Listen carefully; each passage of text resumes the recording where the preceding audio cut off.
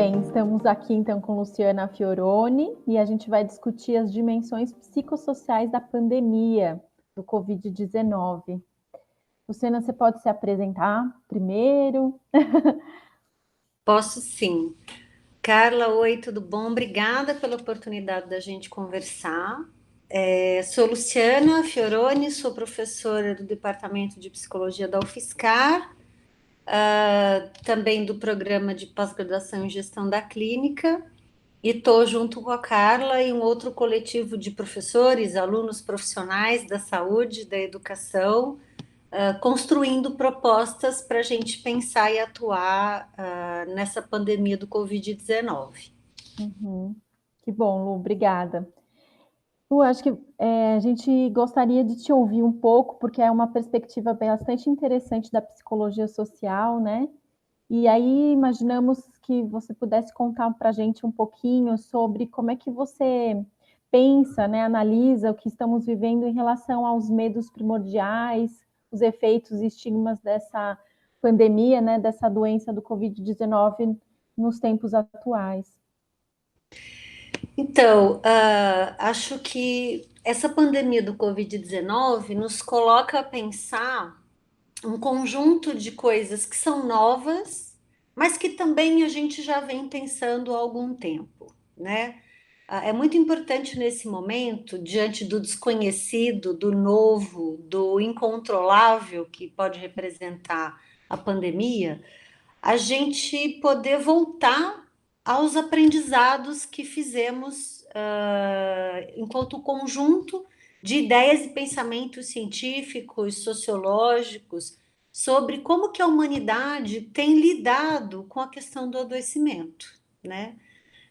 Então, não é a primeira pandemia que a gente vive, mas sem dúvida ela tem aspectos muito singulares.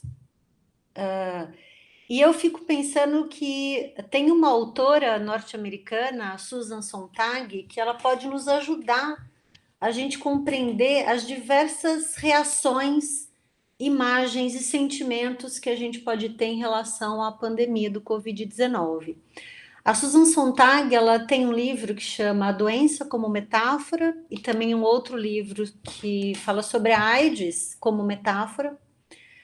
Embora seja uma discussão que já tenha uns 30 anos, eu entendo que ela tem aspectos muito atuais, porque ela vai dizendo que a forma como a sociedade nomeia e produz sentidos, significados, imagens e símbolos para os adoecimentos diz muito de como é esta sociedade, como essa sociedade lida, né, com as ameaças, as incertezas que os adoecimentos e as possibilidades de morte provocam na gente, né? Uhum.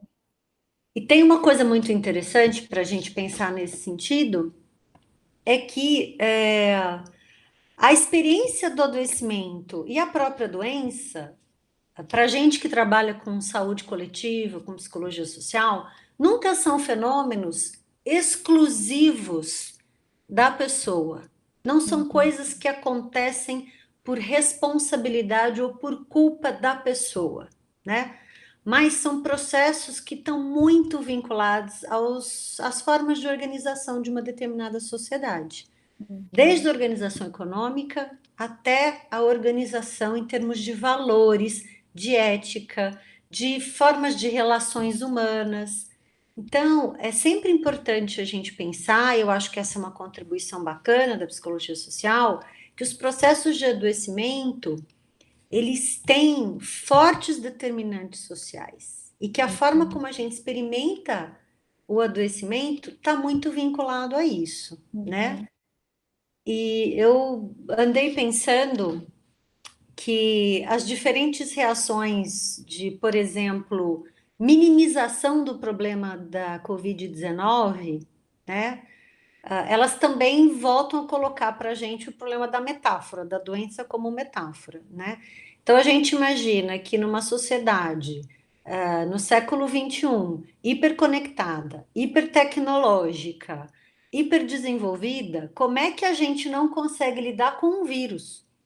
Então, a gente tem que se ver diante de um paradoxo, né? Como sociedade, como civilização, a gente se vê diante de um paradoxo.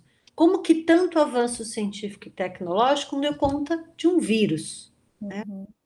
E aí, isso pode nos ajudar a entender a nossa dificuldade de não aceitar a questão da limitação, da finitude, né?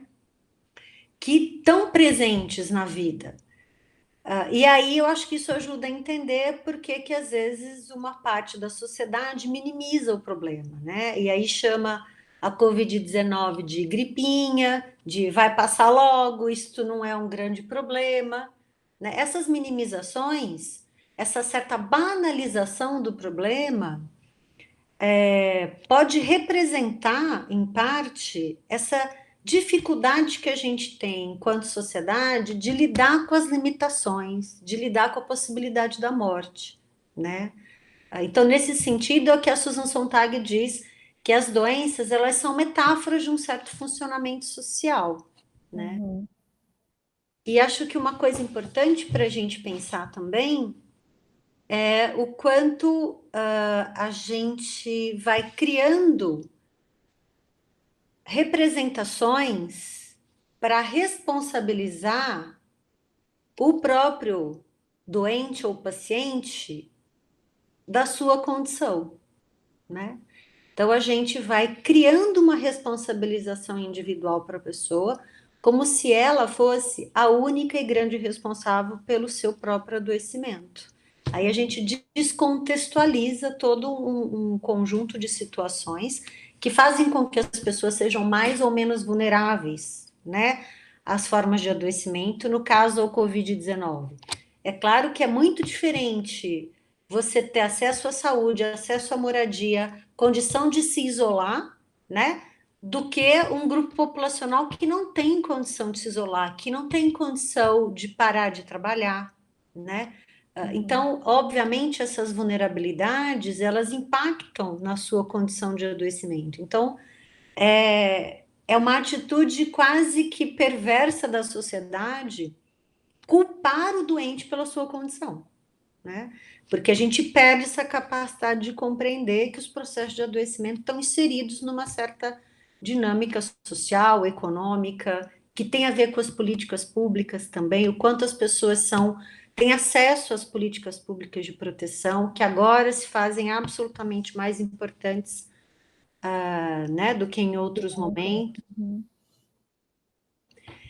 E uma coisa que a gente tem percebido também pelos meios de comunicação, sejam os meios, digamos, oficiais, televisão, rádio, jornais, quanto pelas mídias sociais, a gente tem percebido já situações de construção de estigmas e Uhum. preconceitos em relação à Covid-19, né?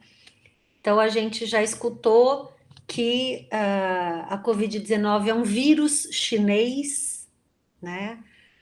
E isso é muito semelhante a em outros momentos históricos, quando a gente escutava que a gripe espanhola, né? Então, ela é referida a um determinado país, ou que a AIDS era doença de gente depravada sexualmente, né? Uhum. Ou que o câncer é doença de gente deprimida, que sofreu muitas perdas na vida.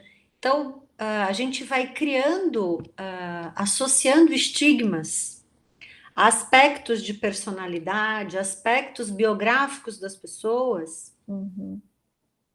e isso pode trazer um prejuízo importante para a construção da identidade dessas pessoas, né? Tem um autor importante em psicologia social que fala sobre estigma e tabu, que é o Irving Goffman, Uhum. e ele vai contando para gente que um dos efeitos importantes do estigma é que ele reduz a pessoa na sua totalidade, né? Uhum. E nós somos mães, irmãs, amigas, trabalhadoras, tias, né? Somos um conjunto de coisas que nos representa em termos da nossa totalidade. E quando sofremos um estigma desse tipo, toda essa totalidade é reduzida a uma marca, a marca Uhum. da doença. Então, não por acaso, alguns termos acabam surgindo nas relações sociais que representam essa redução da identidade da pessoa. Então, quando Uhum. a gente chama alguém de aidético, quando a gente chama alguém de louco, né? Então, há uma associação, né, que desconsidera o conjunto de outras dimensões da vida daquela pessoa e aquela pessoa passa a ser apenas uma marca, que é a Uhum. doença. E normalmente esse estigma vinculado à questão do adoecimento, ele está muito associado a um conjunto de medos e incertezas que a sociedade tem e que ela não consegue explicar uma situação nova e desconhecida.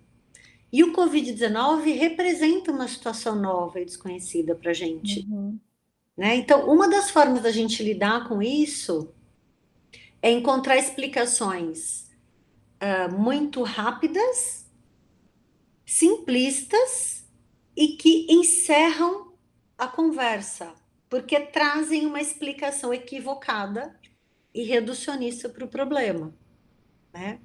E aí, aquilo que é desconhecido e descontrolado para gente, ele é visto como se fosse um tabu, algo que eu não posso tocar, não posso Uhum. tocar sobre o perigo de me contaminar, fazer algum mal para mim. Então, um conjunto de doenças ao longo da história da sociedade foi tratado de forma como se fosse um tabu, né? E isso distancia as pessoas da possibilidade de compreensão do fenômeno, né? Então você vê que por mais informações que a gente tem sobre a pandemia, e as informações estão nas mídias oficiais, nas grandes mídias, e também nas redes sociais, então a gente tem um conjunto de informações que fazem esse objeto aí, esse tabu, aparentemente ser conhecido, mas ao mesmo tempo nós temos incertezas em relação às fontes de informações confiáveis, Uhum. e um excesso de informação para nossa compreensão pode representar também nenhuma informação, já Uhum. que a gente vai tendo dificuldade de compreender e construir uma imagem mais racional e organizada do que é o problema, né? Então, não necessariamente muitas informações modificam a nossa relação de tabu e de estigma com o adoecimento, né? Uhum. Então, acho que é por isso a importância da gente olhar para os fenômenos de forma reflexiva, né? E Uhum. não tentando encontrar explicações muito rápidas e com muitas certezas. Então, é importante a gente suportar um pouco de incerteza, né? Uhum. A nossa condição de reflexão, ela nos permite ir construindo respostas ao longo do tempo, até porque esse próprio fenômeno vai mudando, né? A gente tem visto que a pandemia no Brasil não é idêntica em outros lugares do mundo, Uhum. né? A gente tem, por exemplo, uma média de idade mais jovem aqui no Brasil. A gente ainda não sabe como é que o contágio vai acontecer nas grandes metrópoles que têm grandes densidades populacionais na periferia. Então, tudo isso é muito novo para a gente. Então, é importante que a gente tenha reflexão e condição de paciência para compreender os fenômenos, né? Uhum. E digerir as informações. Então, eu acho que essa é uma coisa super importante, inclusive não só para os pacientes, mas para os profissionais de saúde.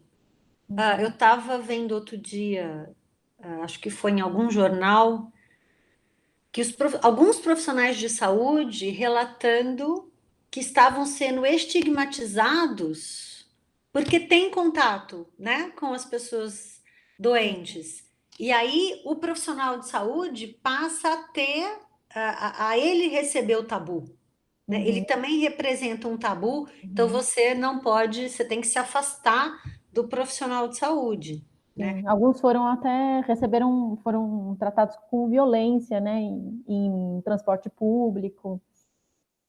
Exatamente como se eles fossem armas perigosas que estão aí povoando o imaginário de medo da população, enquanto eles estão absolutamente comprometidos com o trabalho de cuidado, se expondo, né?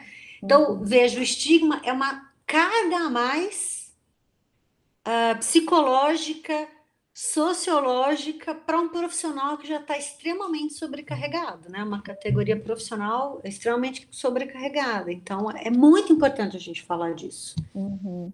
Sem dúvida.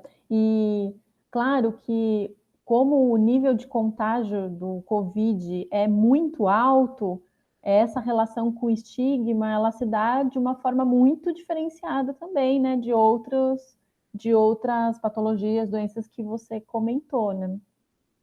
Com certeza, eu acho que essa é uma diferença importante, porque por exemplo, eu comentei do câncer, que não é contagioso, comentei do HIV/AIDS, que é contagioso, mas em situações específicas.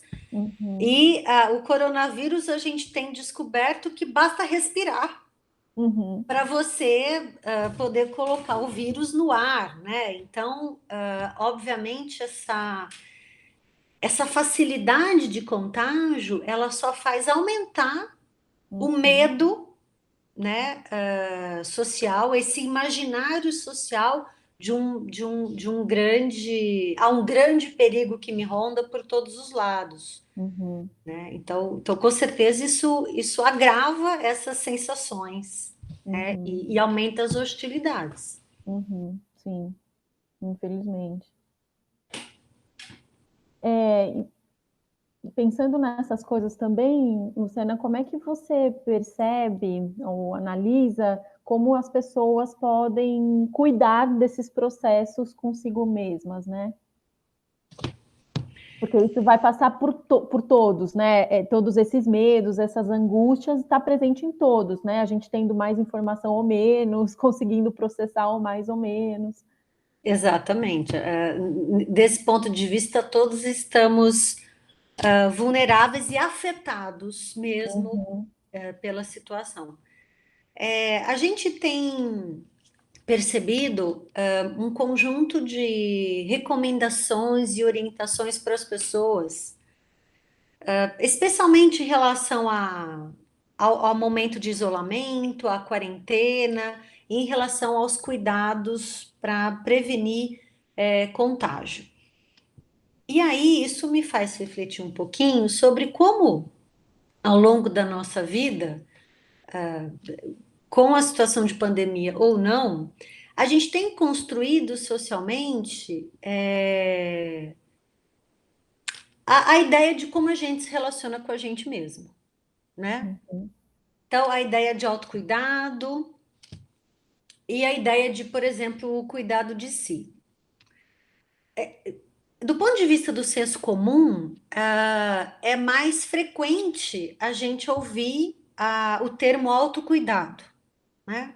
uhum, E, em geral, na minha compreensão, o autocuidado, ele tem sido tratado, ele tem sido atribuído a esse termo um conjunto de sentidos que tem muita relação com a dimensão da pessoa com ela mesma, ela sendo o centro, o foco e o eixo da reflexão dela, ou do interesse dela, mas numa relação de separação com um coletivo, com o mundo, né? É quase como se fosse uma relação privilegiada minha comigo mesma, né?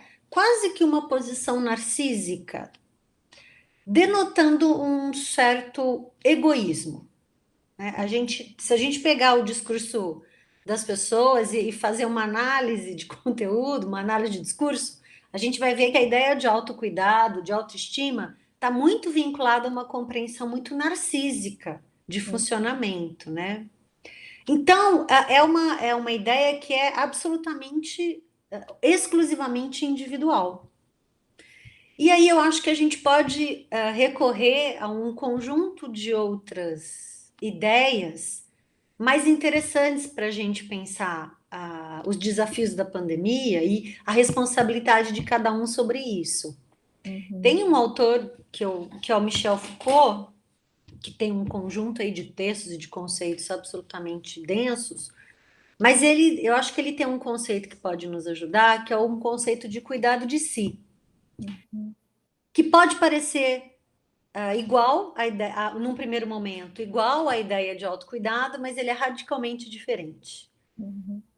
Porque quando Foucault fala em cuidado de si, ele diz que é um dobrar-se do sujeito sobre ele mesmo, né?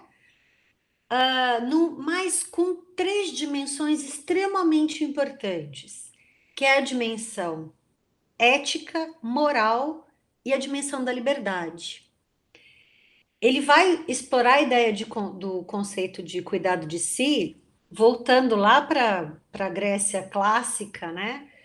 E vai falar da importância da gente fazer uma viagem interna em relação à nossa vida, em relação a como nos relacionamos com o nosso próprio corpo, com as nossas emoções, com os nossos comportamentos, mas tendo como um guia, tendo como uma referência a questão da ética.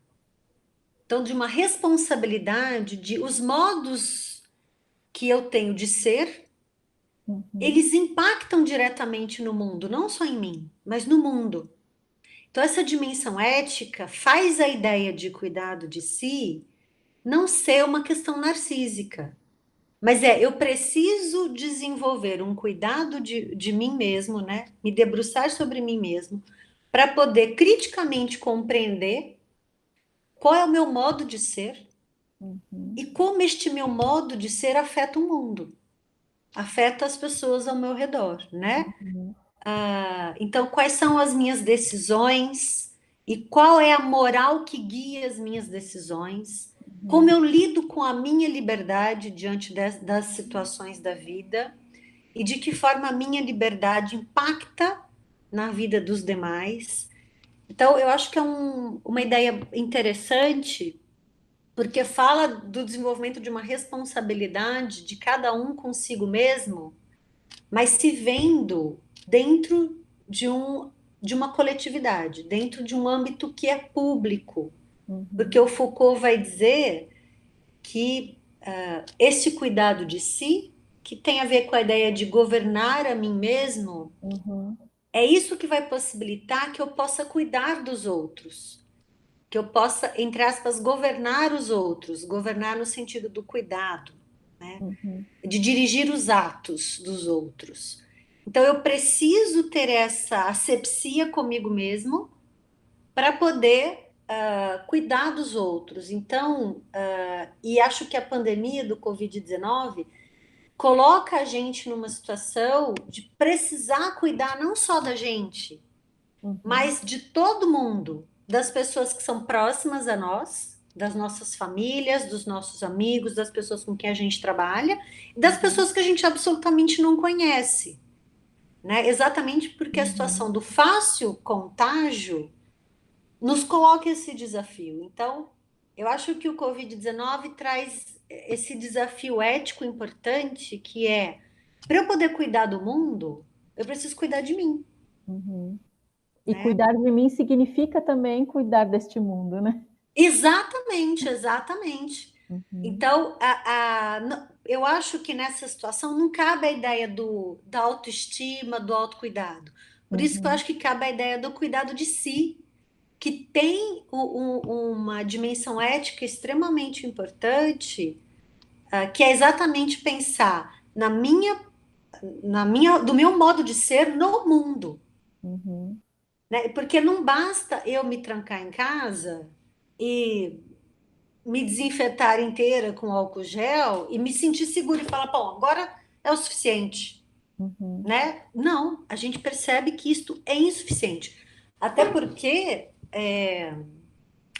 nós não vivemos, o ser humano não vive isolado. né? Nós, inclusive, nem nos desenvolvemos de forma isolada e independente. O nosso desenvolvimento é absolutamente atrelado a um outro humano, a um outro cuidando da gente e nos ajudando a nos desenvolvermos, inclusive psiquicamente, Uhum. né? Então, eu acho que a pandemia traz para a gente esse desafio de que cuidar de mim implica radicalmente em cuidar do outro e do planeta. Uhum.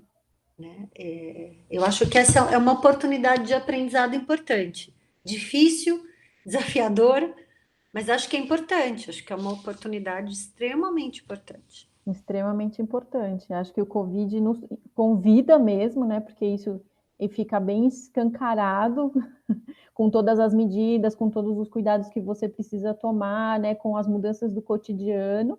Mas se a gente também utiliza desse tempo, né? Dessa experiência para pensar, a gente precisa incorporar isso no dia a dia, porque não é o problema da pandemia que necessita essa corresponsabilização, né? Esse cuidado de si para cuidar do mundo. Mas são todos os problemas que envolvem o mundo atual, né? Que inclusive desencadeia aí uma pandemia desse nível, né? Faz muito impressionante para a nossa geração, né? Uma marca histórica extremamente importante.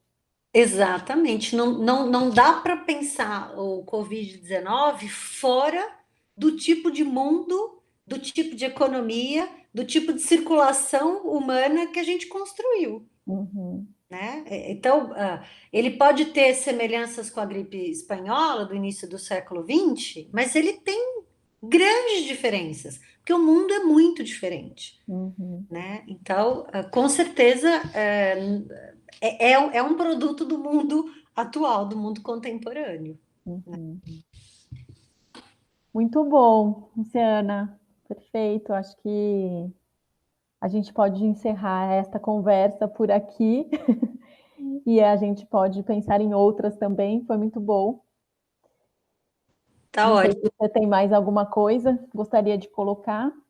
Não, eu acho que eu queria agradecer a oportunidade, e sempre à disposição para a gente fazer outras conversas, que a ideia é poder trocar mesmo, poder oferecer diferentes perspectivas para a gente refletir sobre o que a gente está vivendo, né?